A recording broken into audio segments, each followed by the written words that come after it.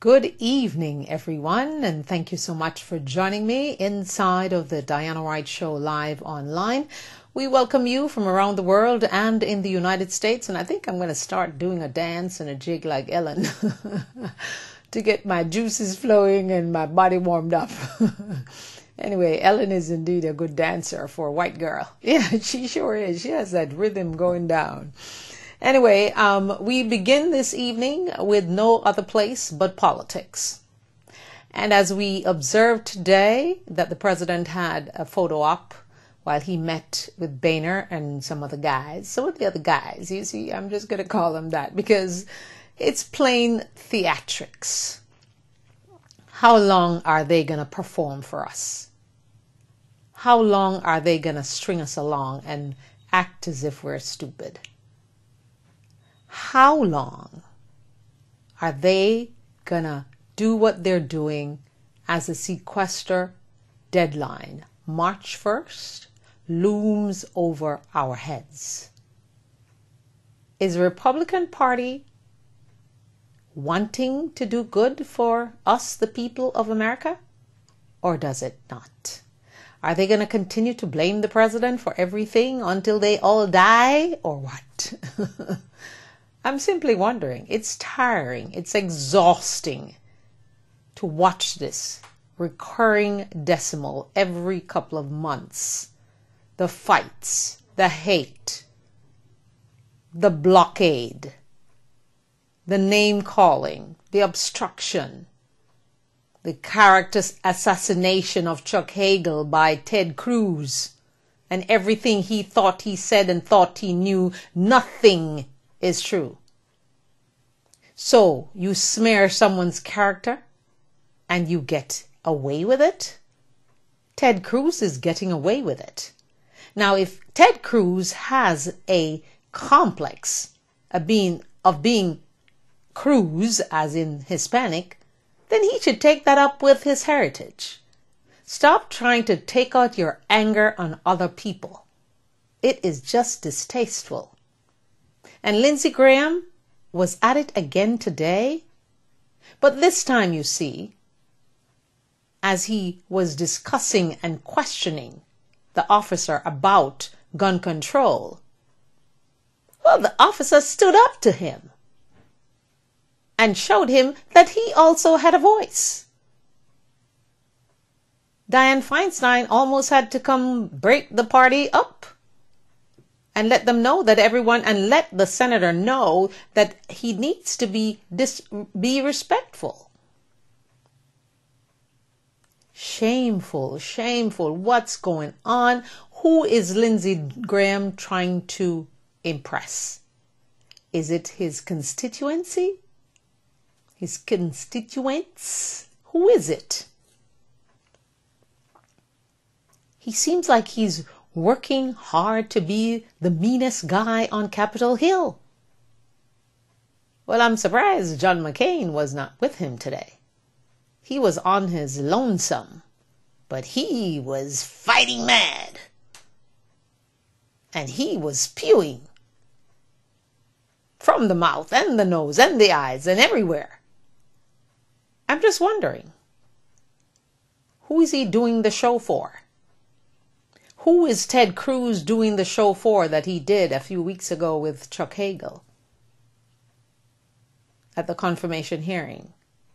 Who are they trying to impress? And who is Speaker Boehner trying to impress with his anger yesterday too? Slapping the desk and talking about damn Senate. And he's tired of the damn whatever. Who are they talking to? Are they aware of us, or they don't really give a crap about us?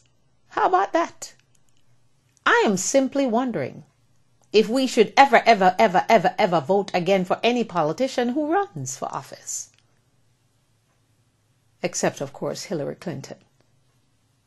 I am just so exhausted, overwhelmed, and tired. And I think a lot of Americans are feeling just the way I'm feeling about all this consistent, continued fighting in Washington and absolutely nothing gets done. And if they push the can down the road with this sequester and they make a deal at the 11th hour on Friday, Thursday night to be exact, I wonder when it's going to start over again. In 2 months? In another month? In 3 months? When? Because there are other things looming that they need to work on. There's immigration. There's other debt problems to talk about. There's gun control, which seems to be just going to water down to universal background checks. That is unfair to all the people who have lost their loved ones because of a gun.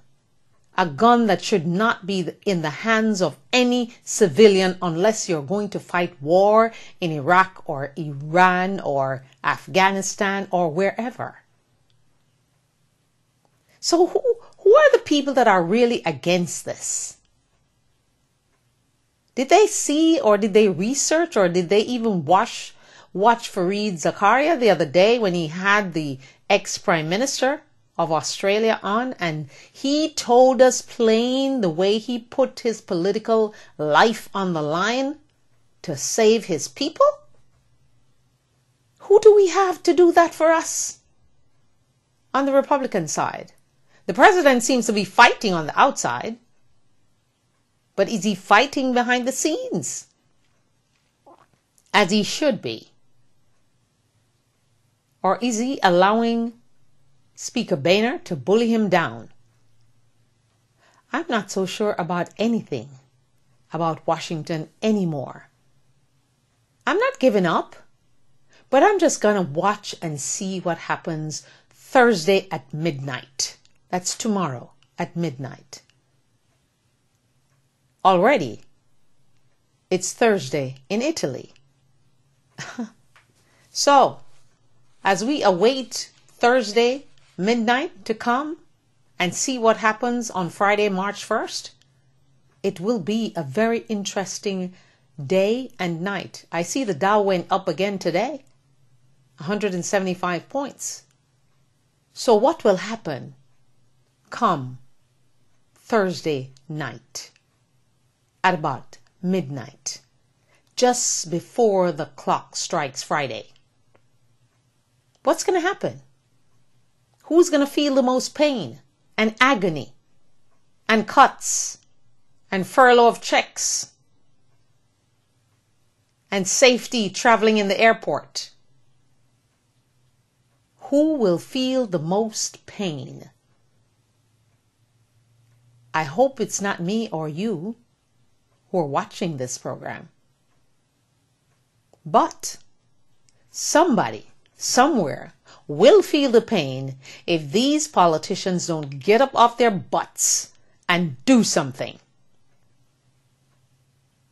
They need to absolutely do something. I want to, just ask them if they're considering the people who are fighting the war for us in Afghanistan. Because I'm told they might be excluded from the whole thing, you see. But even then, are they thinking about the people of this country, or are they just insistent on just doing all harm? You know the phrase that says, try to do no harm? Well, the Republicans' new motto must be, I will try to do as much harm as I can to get my way.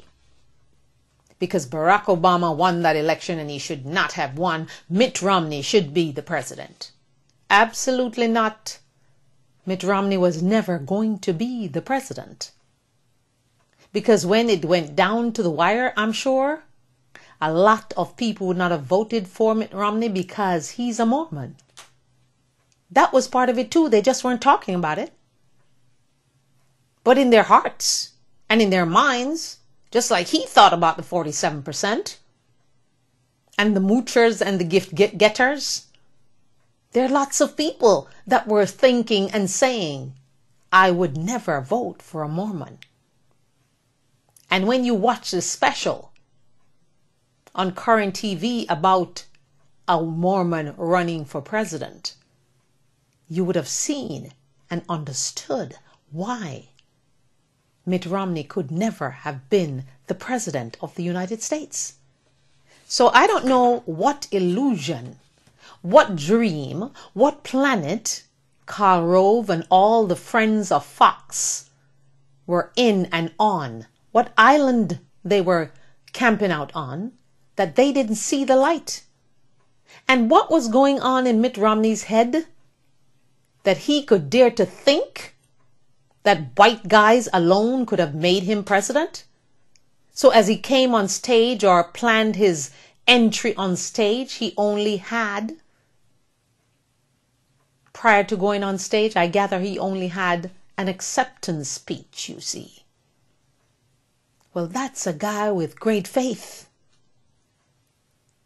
Only to know that that's a false choice. That's a favorite line of his counterpart, Eric Cantor. That's what I call false choice. To come unprepared with a message of defeat. Because I don't care what polls they were reading and what they were thinking, they must have known deep within their soul that those urban voters that Paul Ryan referred to would get up, stand up, and let their voices be heard for all the disrespect that was thrown at the black and white president that was currently in office. So when you tick people off, normally they move to action. So I'm just here to remind the Republican Party that if they think people are stupid and people have amnesia conveniently when they're ready, but when the rubber meets the road, their memory suddenly is alive again, and they will remember all that is done in the name of politics on the side of the Republicans and all the mean-spirited things that were said about women. And as they all seem to be afraid of the great Rush Limbaugh, when he speaks, they tremble. And when they speak up, they have to go back like lapdogs and apologize or try to make him feel good. What is this? Is this a joke? I hope he's not going to CPAC this year to jump up and down in his black clothes. But we'll be watching. We'll see what happens. Okay, so some folks need to be fixed, you see, and you are not one of them. Remember, the crusade here is for you to love yourself and realize that nothing is wrong with you. You do not need to be fixed. You do not need to be changed. You are beautiful and just as wonderful as God had made you. You should celebrate life and tell yourself every single day of that life, looking in the mirror and simply saying, I love me, and I pledge to teach my children, if I have any, to love themselves. And all the people around me, whether male or female, I will indeed encourage them to love themselves. So that should be your mission, not the mission of trying to be someone else. So, what did I write this evening? I wrote this down. It doesn't matter how beautiful you are, how rich you are, how successful you are, how many material things you acquire. If you don't love yourself, you will never, ever be happy. There is nothing as powerful as loving yourself. Those words I wrote down for you this evening to encourage you, to take you up out of wherever deep depression you may be, because I know you're out there. And I know you're struggling with your singleness. And I know you want a man. But start within and love yourself. The man might just come when you least expect it.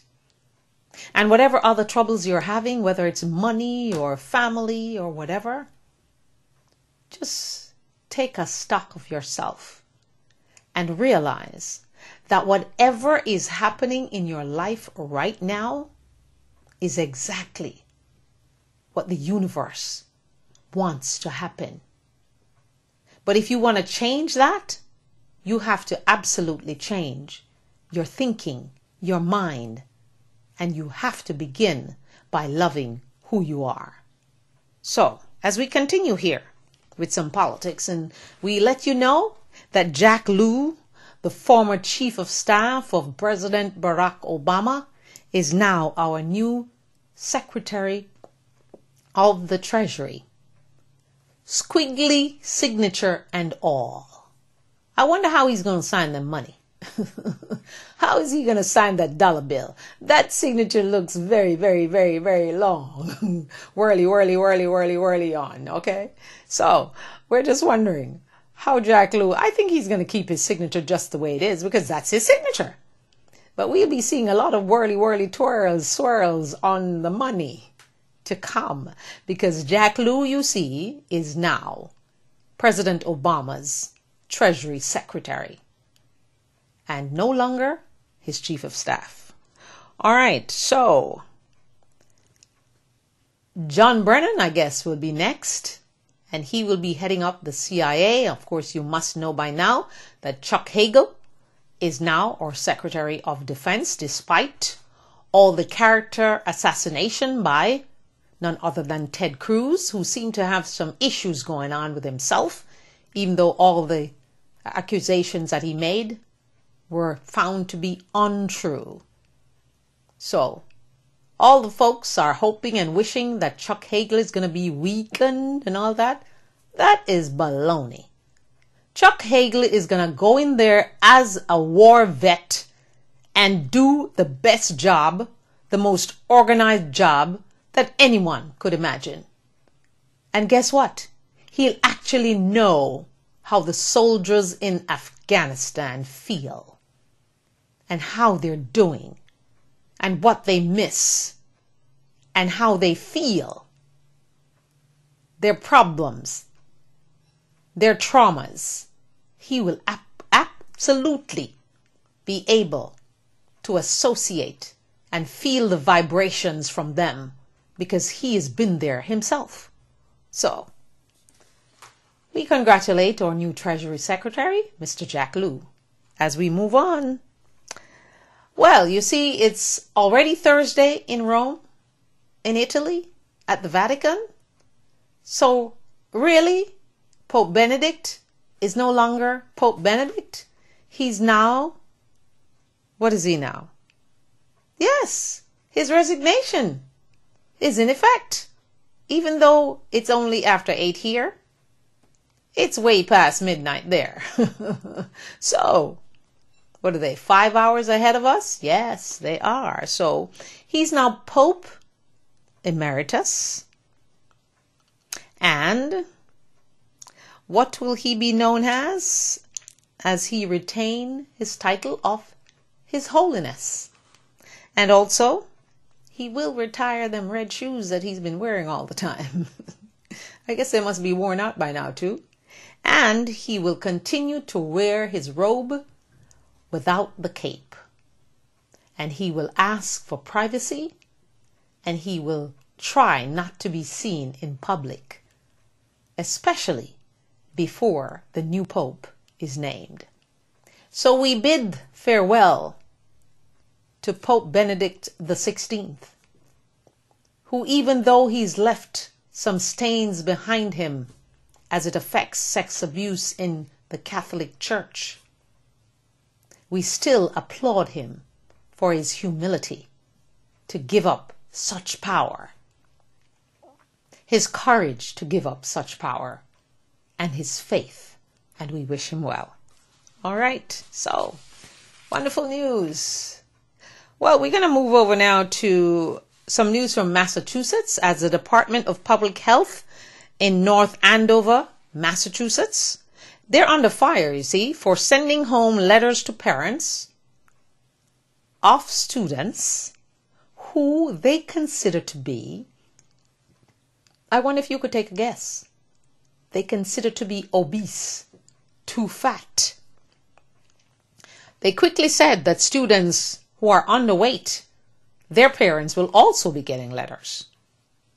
So the department says all families have the option of having their children screened for their body mass index program.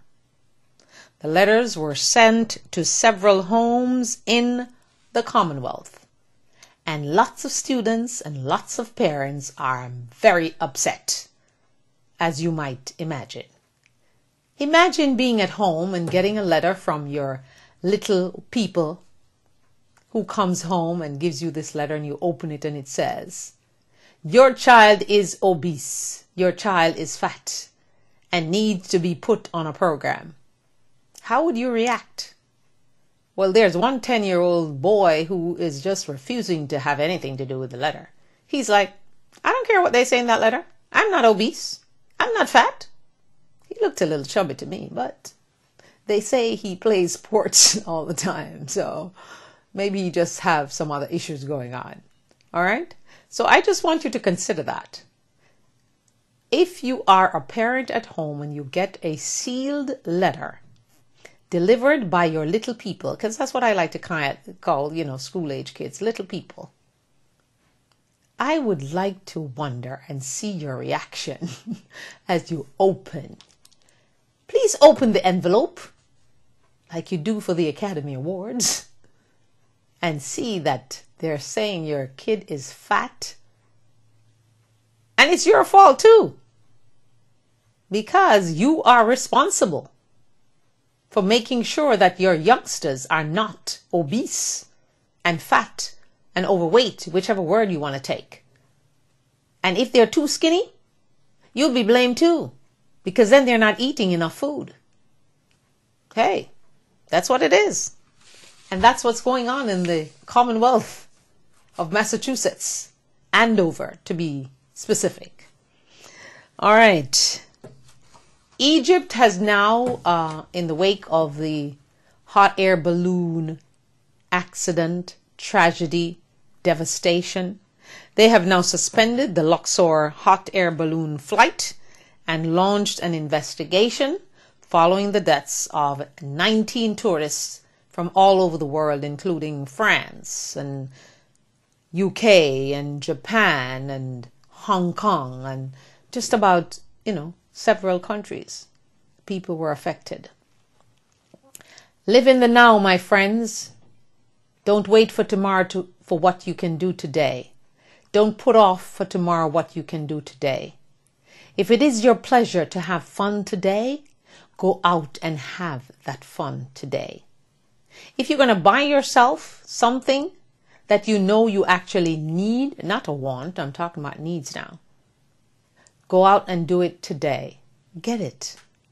Because tomorrow, you see, is not promised to any one of us.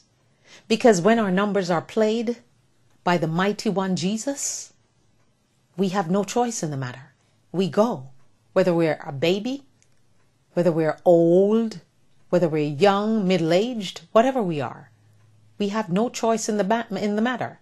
You see, death that so many of us worry about, which we should not be actually worrying about, is something that none of us can do anything about. Yes, we can take care of ourselves and eat healthy and do the right thing and, exercise and be fit. But just imagine and think of Flo Jo. She died in her sleep despite how fit she was.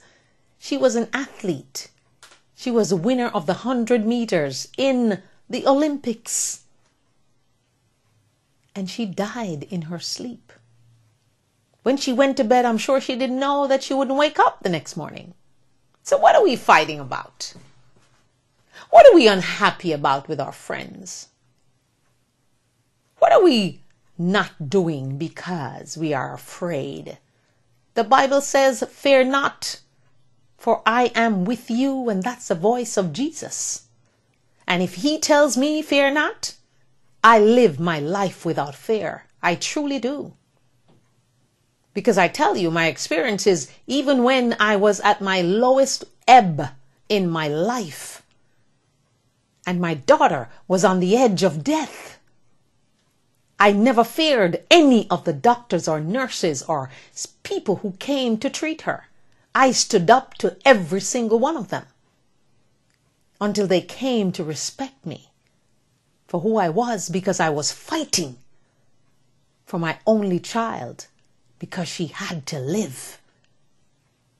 So, as you await my book, Deadly Negligence, as it comes out, you can pre-order the book if you would like. It's going to show you that the God and the Jesus that you hear so much about,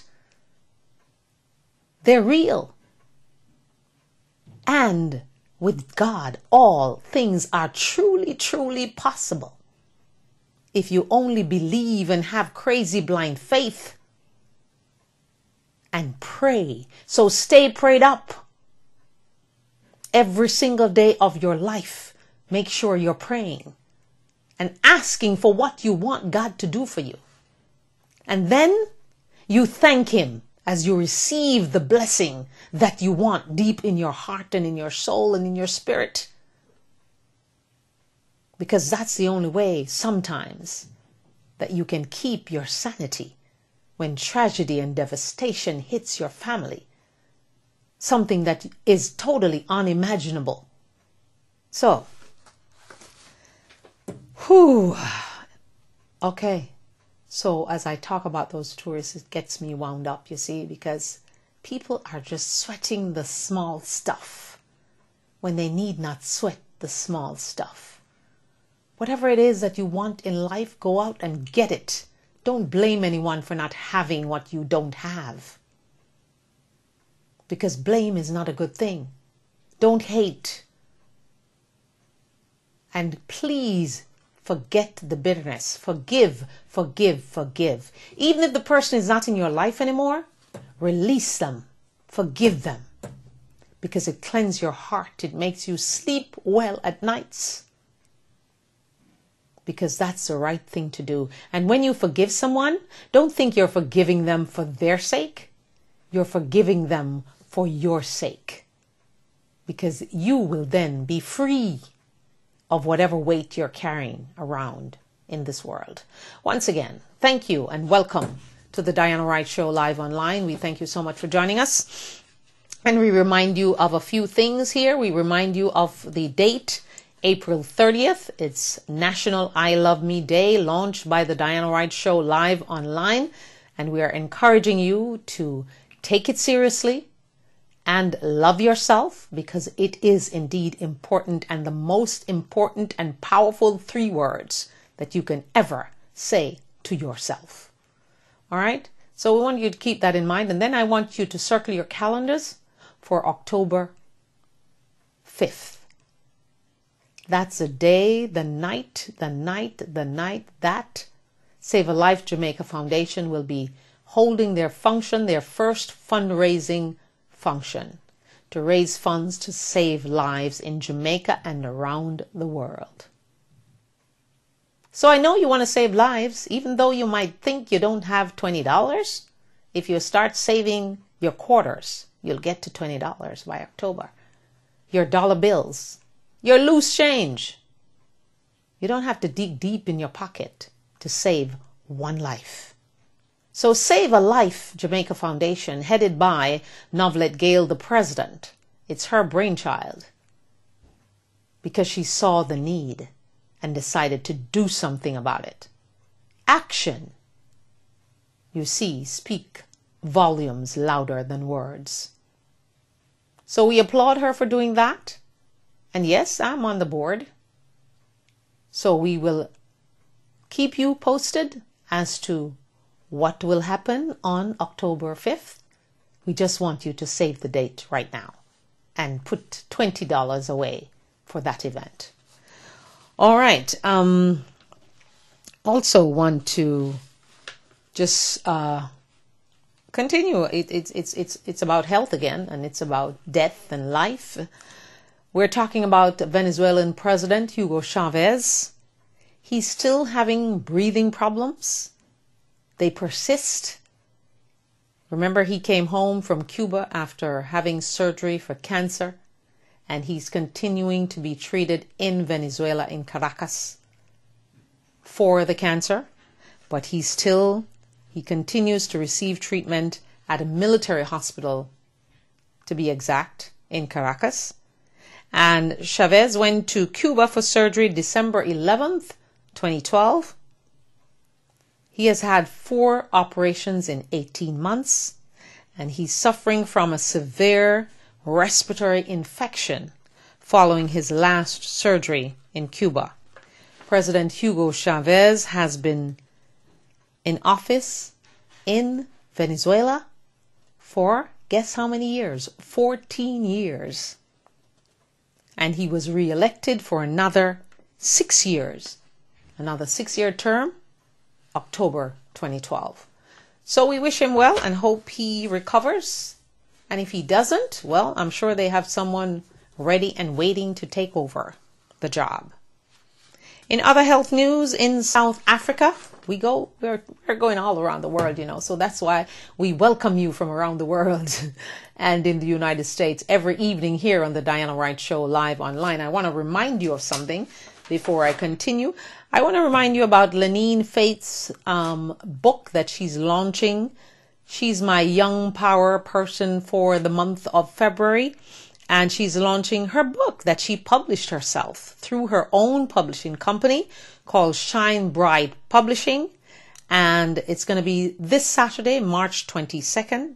Oh, no, I'm sorry, March 2nd. I'm trying to race the month away. Come on now, Diana, get back here. It's only still February 27th. All right, so Saturday, March 2nd, and it begins at 11 a.m. to 5 p.m. And the book is called Shine Bright. And this will be taking place at C.B. Smith Park, 900 North Flamingo Road, and that's in Pembroke Pines. And she will be reading the book at several times for the day. She'll be doing a reading at 12, one at 2, and one at 4. So you can check her out. The book is only $9.99, so I'm sure you can buy lots of them to give for gifts for whatever upcoming holiday you have in mind. Even for Christmas, it's not too early to start buying. But I have a feeling that this book, Shine Bright, you will want to be reading it right away and having the youngsters and adults too and teenagers read the book so they can know that they need to shine bright no matter what. All right, so, and just reminding you that her website is www.shinebrightkids.com. Kids with a Z.com. That's shinebrightkids with a Z.com. Lenine Faith, we celebrate her as our Young Power Person of the Month for February, and we congratulate her for starting her own publishing company to publish her own children's book. So, and don't forget, she promised that when you come, if you'd like her to help you with trying to get your book out, she will show you the steps. She can't publish the book for you, but because, her schedule is tight, so she will guide you through the process. All right? Okay, so in South Africa, there's some health news coming out of South Africa that is concerning. Donkey, water buffaloes, goat meat has been sold as beef. Now, I'm not so worried about the goat meat because I know that happens quite a bit. As a matter of fact, quite a bit they try to sell beef as goat meat. But donkey and water buffaloes? Are people eating donkeys and water buffaloes? I didn't know that. Did you know that? I sure didn't. 561-228-1921. That's the number to call. If you'd like to join the conversation, we ask you to like us on Facebook and give us the thumbs up. And hope you're not eating any donkeys and any water buffaloes now. Wow, I did not know that donkeys were for the eating kind. Wow, goodness.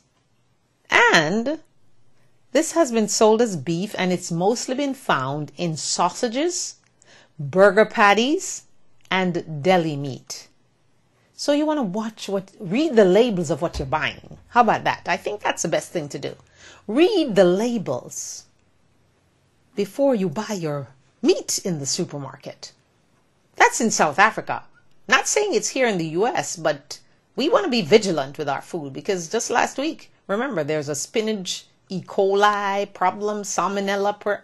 Oh, wow. And don't forget the Swedish company IKEA that had to pull their meatballs from all their European store restaurants because after tests in Czech Republic found traces of horse meat in a batch of meatballs that were actually made in Sweden.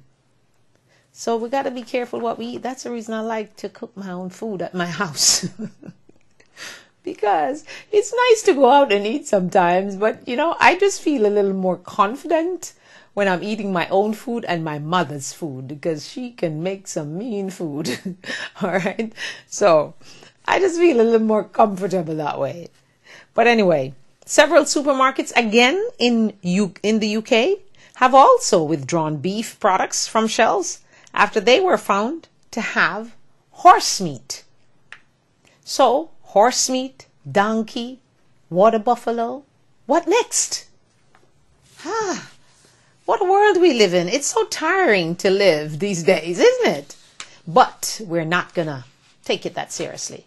We're just gonna not sweat the small stuff, be vigilant, do our part, be safe and cook at home as much as you can, and know what you're buying in the supermarket. Just read the labels. If they mislabel beef for donkey meat, I know, I'm sure donkey meat must look a little different from some beef.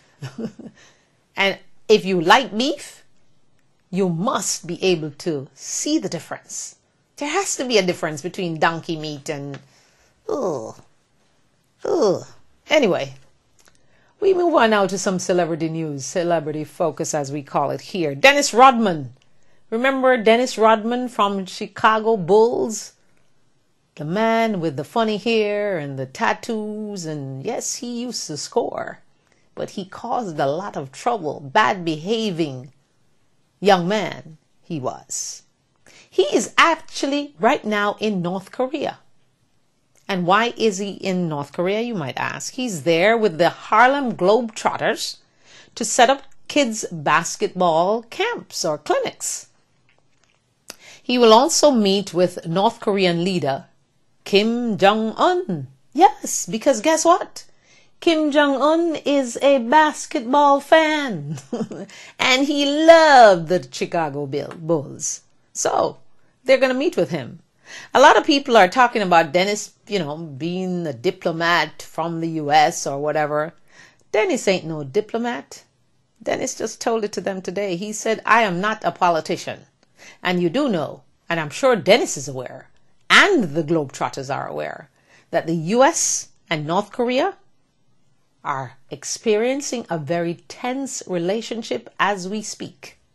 So I hope Dennis goes there and makes no trouble and does nothing wrong and just come back home in one piece. That's my wish for Dennis.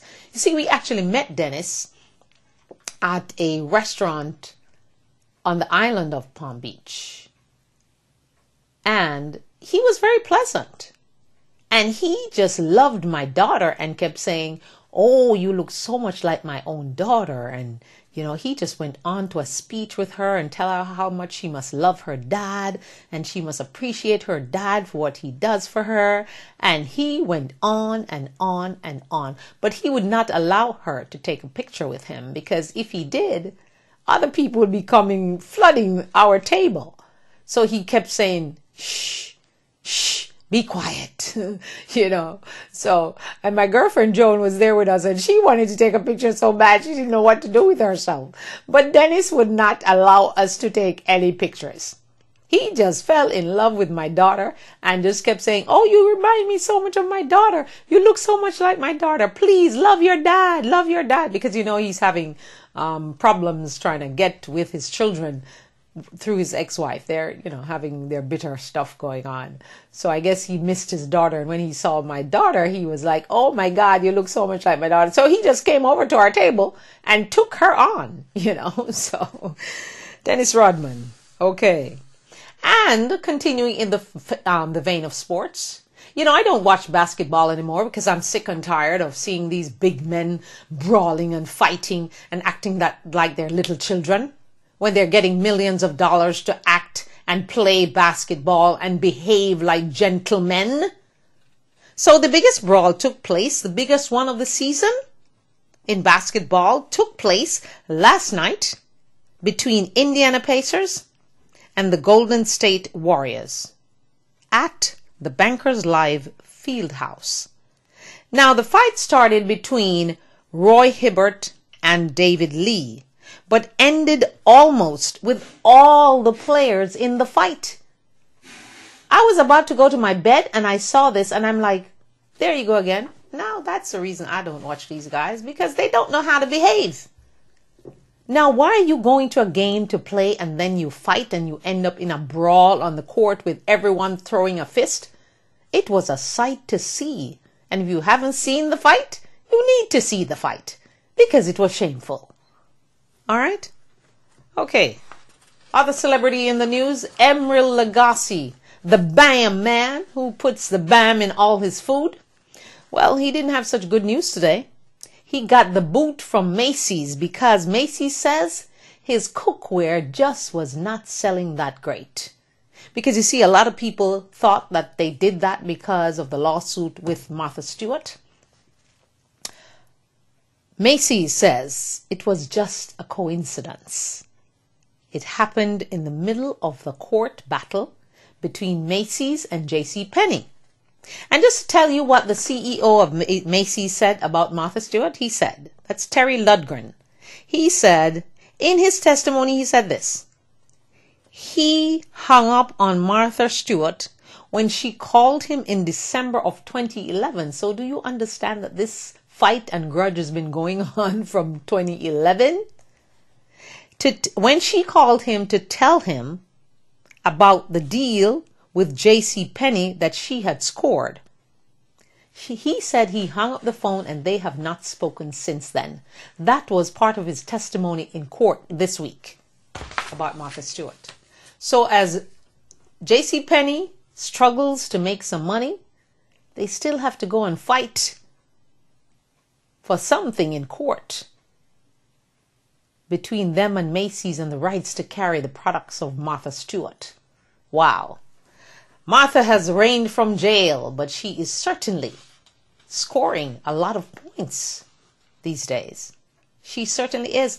And, you know, as I talk about Martha, I think of Marissa Mayer, the young 37-year-old CEO. That story is not going away because people are just mad everywhere around the country. People are just taking it up, tweeting about it, talking about it, and asking who does she think she is to actually tell people, give them an ultimatum that you either come into the office or quit, even though you had an agreement with the company to telecommute.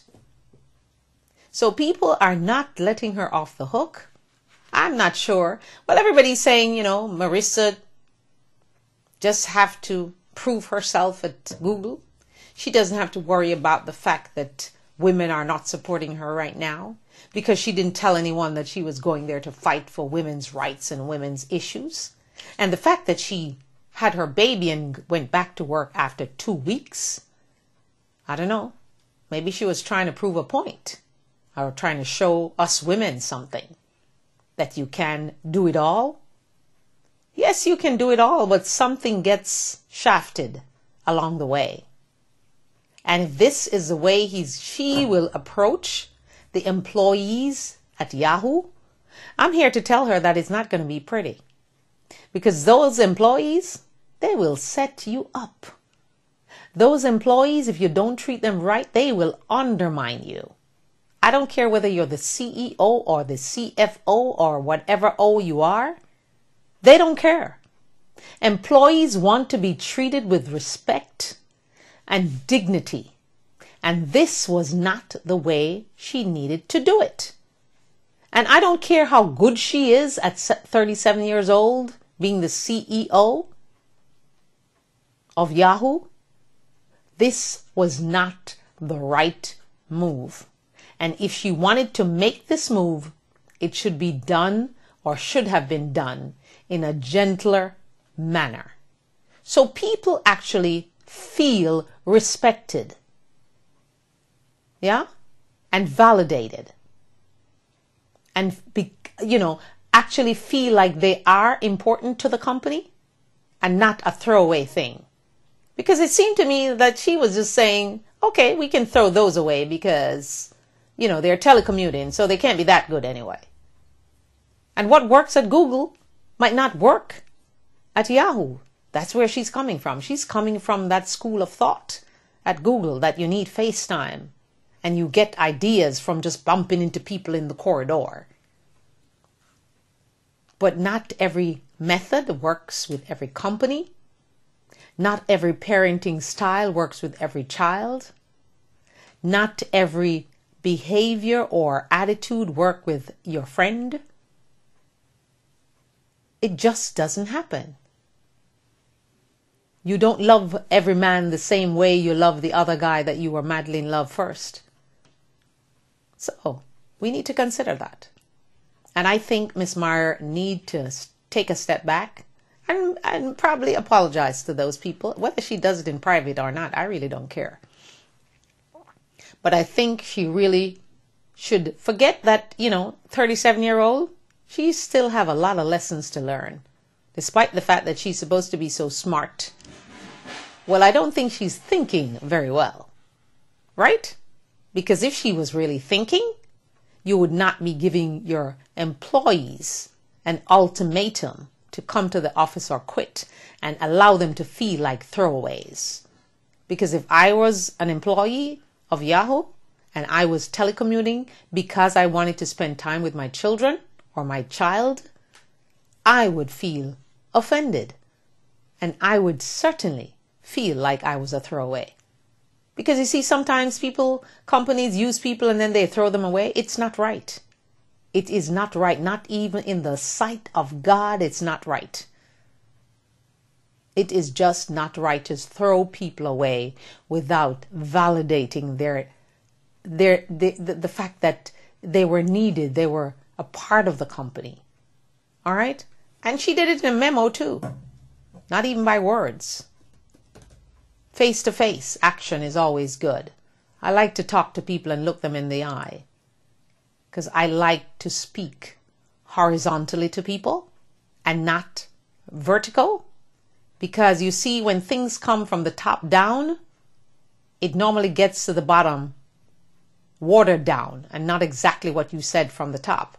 So it's always nice when someone who is a CEO or an executive or, whatever they are, they come down to earth and speak to the regular people who are in the trenches doing the actual work to make the company flourish and make a profit and continue to exist. So we need, as executives, to get off our high horses sometimes and go out there and see and do the jobs that the little guy does. That show that they have on television about the bosses who go to their company's undercover boss, I think is the name of the show. Yeah, I've watched it a couple of times. And it's incredible to see how these executives who've never done hard work a day in their life, most of them, they go to their companies in disguise. And when they take on the jobs that those hard-working people are doing, most of the times, I would hasten to say all of the times, they were unable to do the jobs. They look like fools, some of them, some of the times. So, Miss Meyer, you might want to think of that. Go and do the job of some of those telecommuters that you insulted and see how it feels. Just see how it feels. Test it out for a day. It's always great to try to do someone else's job, because it always seems easier when you see it in action. So that's my advice to you tonight. I hope you take it. All right? All right, let's go to some business here. If you got some free money, would you take that money and share it with others? Well, there's an ATM sponsored by Coca-Cola. They have a campaign that's called the ATM of Happiness. The happiness campaign. I guess I'm on an I Love Me train and they're on a happiness train. So it's called the happiness campaign. And they're using ATMs to have people go to those ATMs and they will receive money. And they're to take that money and share it. Now, it's being done overseas in Spain and some other countries. It's not been done in the United States. But Coca-Cola is saying that it's been very successful. And they are actually surprised that so many people who got the money decided to share it with someone else.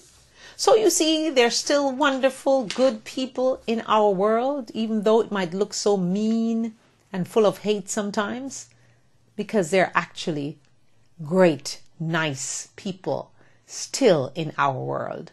So when I see one of these stories, I always want to highlight it so you know that there are still people in our world that are nice and willing to share.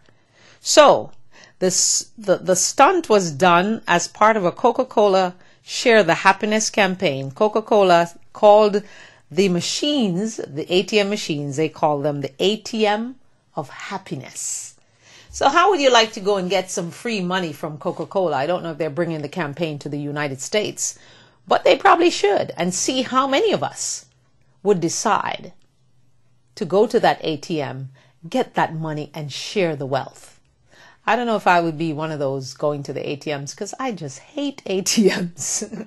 I always think that there's someone going to be over your shoulder, watching what you're doing. And I just don't feel comfortable, doing that. So the ATM, maybe Coca-Cola need to bring that home to the United States. Sounds like a wonderful, wonderful road to happiness.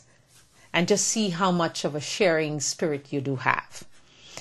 In business, continues in business, they're giving you some advice of ways to drive your car salesman crazy when you go to buy a car. Because you see, when you go to buy a car these days, it's lots of haggling and taggling and, they're going to write the number down and they're going to go to their supervisor and they're going to come back and, oh my goodness, what a tiring process. Well, if you're buying certain cars, the process is not like that. It's a little more straightforward and calm. And, you can either afford the car or you can't. And if you can't afford the car, don't go. You know what I'm saying? That's the kind of atmosphere if you're buying luxury cars like Bugatti or, Aston Martin or Range Rovers or Mercedes, even Jaguars, all those brands. Yeah, Tetler. I've seen a Tetler on the road. Imagine that. I actually saw a Tetler on the road. Yes, so these are the ways that you can drive your car salesman absolutely insane. First, you need to be using your phone to check prices. So when he tells you the price of the car, you just get on your iPhone or your smartphone and you start checking to see the prices that can be beaten. That will drive him mad. And then asking for the sales manager. Once he gives you a price, you say, "May I speak to the sales manager, please?" And that drives him nuts. Calling in to check prices. So you're home and you're calling in to check the prices, and they actually know that you're the person checking the prices. They are hopping mad about that.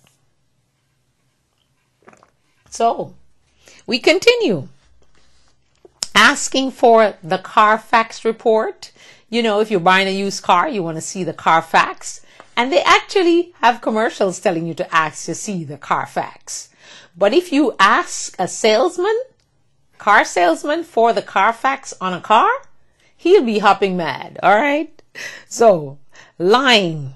If the car has been in an accident, a lot of people do that. You should not be doing that. Because if a car has been in an accident, they have ways to check it. Yes, they do. So don't go to the dealer and try to lie about your car that was in an accident and you're trying to get rid of it to get a new one. Don't do that, please. Because you'll drive the poor salesman crazy.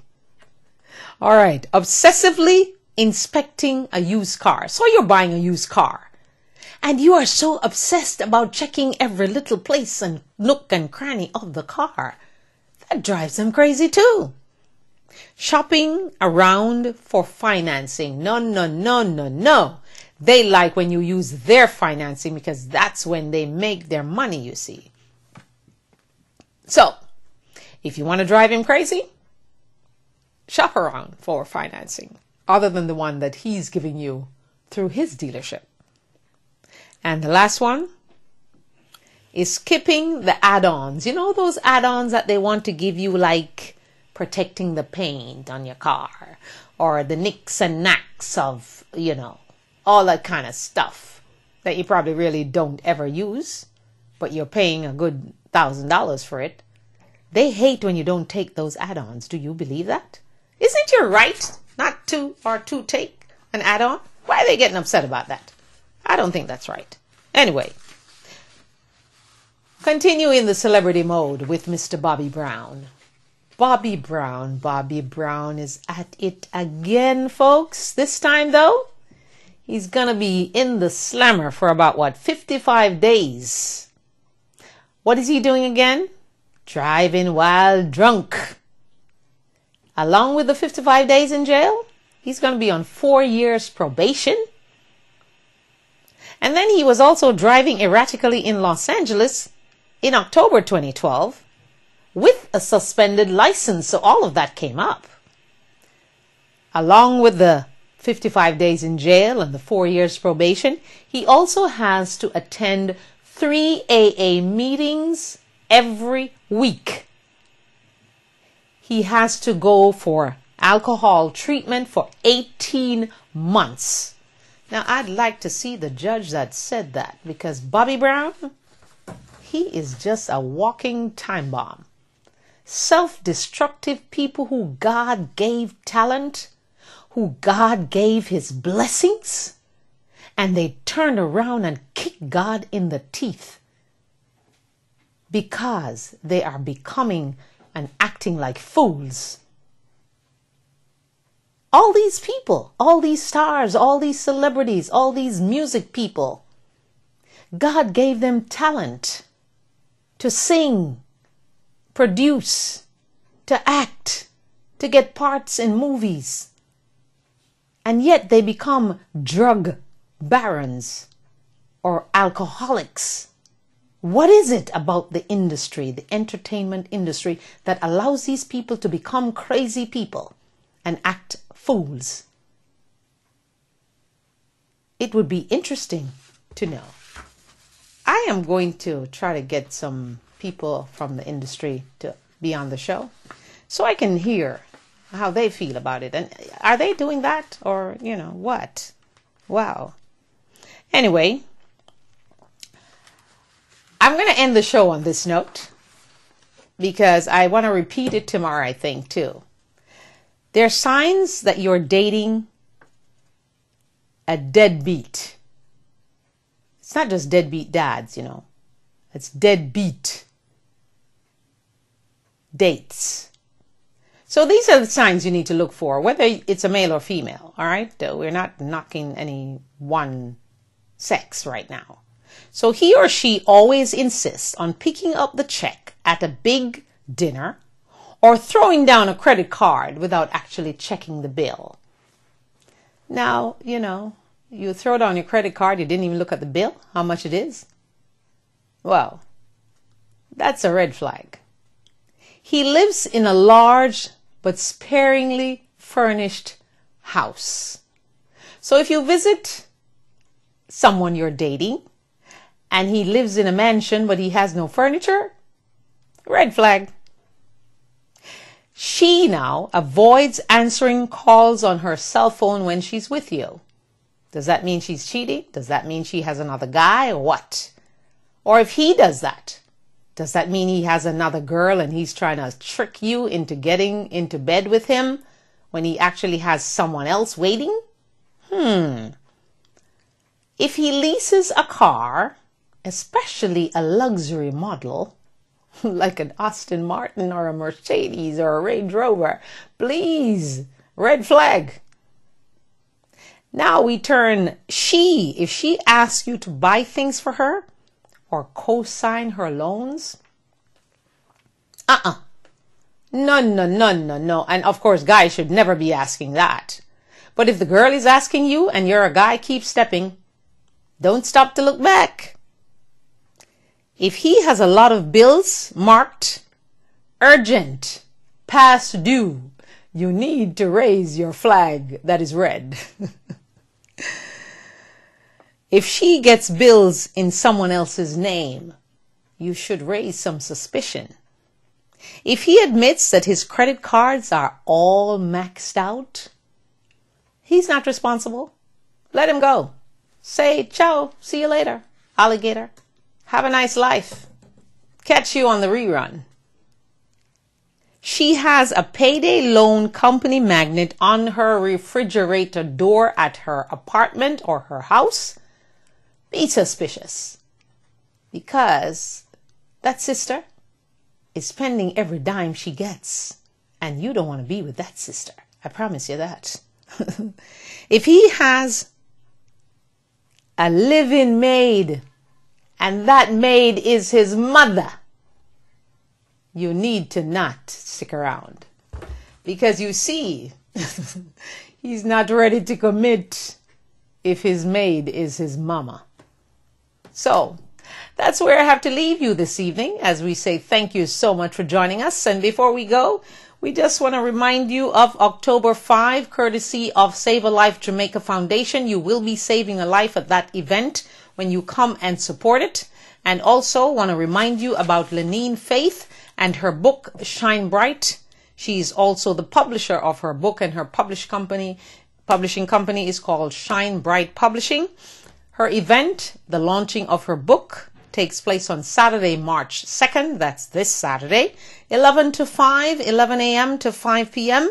at the C.B. Smith Park, 900 North Flamingo Road, and that's in Pembroke Pines. She will be doing readings of the book at 12, at 2 o'clock, and at 4 o'clock. So join her. There will be free food and lots of celebration going on with Lenine Faith, my good friend Nina Hart's daughter, and we congratulate her for being the Diana Wright Show Young Power Person of the month of February.